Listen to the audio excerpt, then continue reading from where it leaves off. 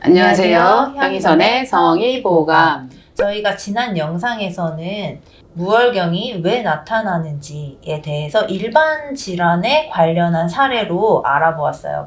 그런데 저희가 이번에는 원장님하고 사실 이 영상을 준비하면서 저는 잠깐 듣긴 했지만 그렇지 않은 희귀 케이스가 있다고 들었거든요. 그거를 원장님이 실제로 경험하신 사례를 통해서 여러분들께 소개해 드리려고 합니다. 생리를 안 하는 거 있을 수 있고 얼마든지 이달 지나면 다음 달 하는 거고 이렇게 간단하게 넘어가는 분들이 사실은 많이 있어요. 그리고 대부분 간단한 질환에 의해서 다 해결이 가능합니다. 생리를 한두 달 넘기는 거 물론 한두 달은 괜찮아요. 근데 이제 자체적으로 생리가 안 하는 거에 대해서 딸을 가진 부모들은 사실은 많이 아이를 자세하게 접근해서 좀 봐야 되는 이유들을 제가 이번에는 케이스를 통해서 설명드릴게요. 자, 경각심을 가지시고 한번 들어보시기 바랍니다. 자, 첫 번째 사례를 소개해 주세요. 네. 이제 첫 번째 분은 20대가 됐는데 이 친구는 중고등학교 때 생리를 안 했어요. 그리고 이제 뭐 공부하는데 더 지장이 안 좋기 때문에 그리고 자기 엄마도 나도 생리를 늦게 했기 때문에 걱정하지 마라. 그러니까 그런 뭐 상관없다고 생각하고 있다가 이 친구가 왜 산부인과를 오게 됐냐면 남자친구랑 관계를 했는데 관계가 안 돼서 왔어요.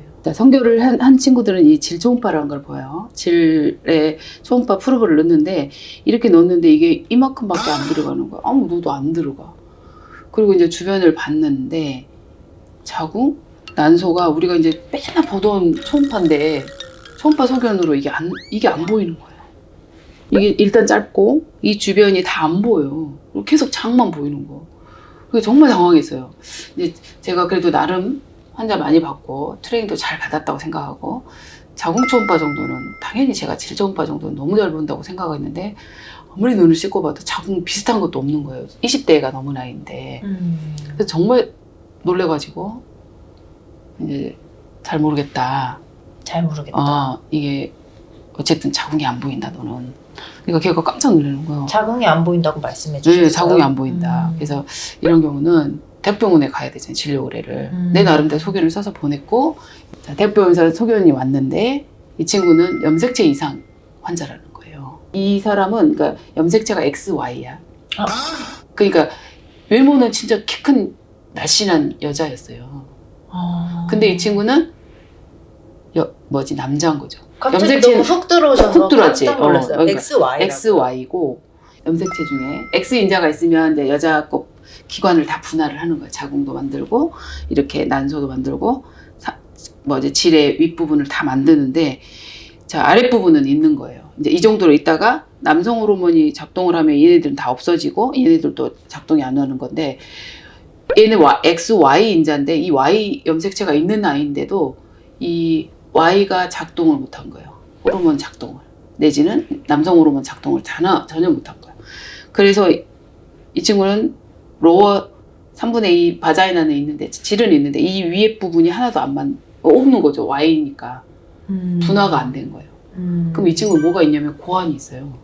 고환이 그러면 이 아래 이 기능이 없고 이 자체에는 고환이 있는 애들이 원래는 이제 그 하강을 해서 밖에 외부 성기를 만들어야 되는데 그 고환 자리로 못 들어오고 뱃속 안에 얘네들이 있는 거죠.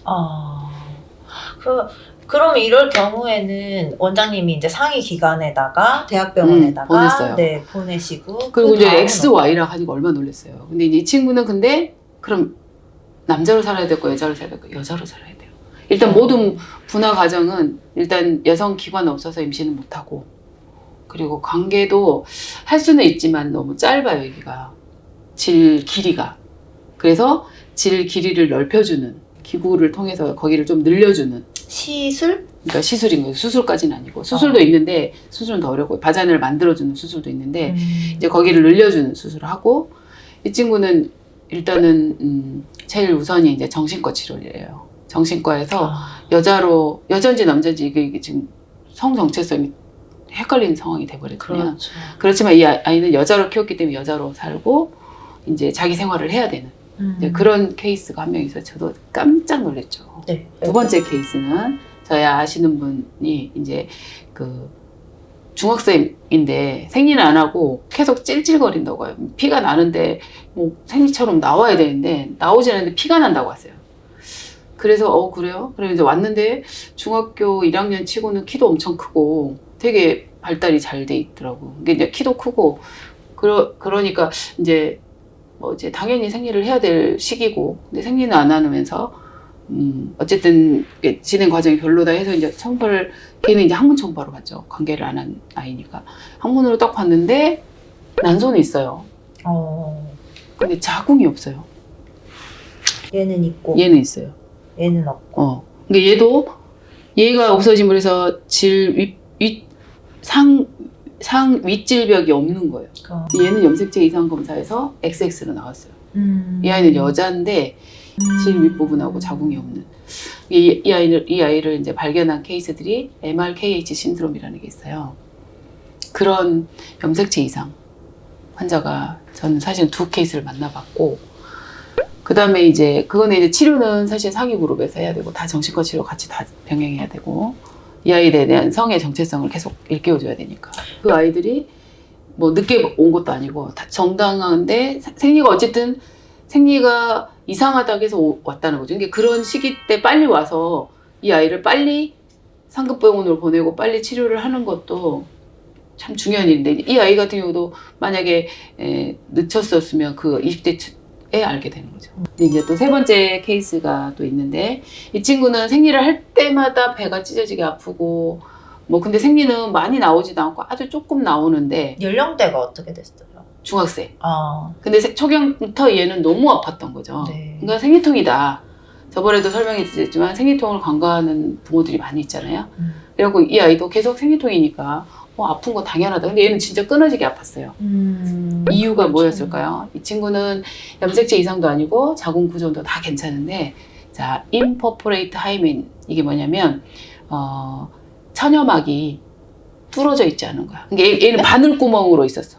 자, 하이맨이 있어요. 이 여성 그 천여막이 여기는 안 보이고 이제 질 입구가 이렇게 네. 있거든요. 그게 이제 피부가 두께에 따라서 어떤 사람은 천여막이 타서 피가 나고 어떤 사람은 피가 안 나고 이 피부 두께에 따라서랑 네네. 이제 그 혈관 발달에 따라서 그래서 이 천여막이 있는데 이 천여막이 안 열린 거예요.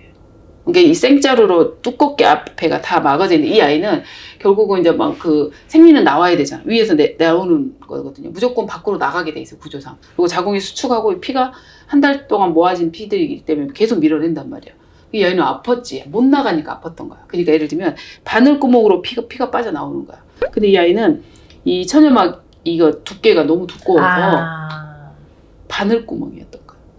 그러니까 그 구멍으로 이 피가 거리 빠져나오다가 안 나온 애들은 흡수돼요. 다시 흡수되는 거예요.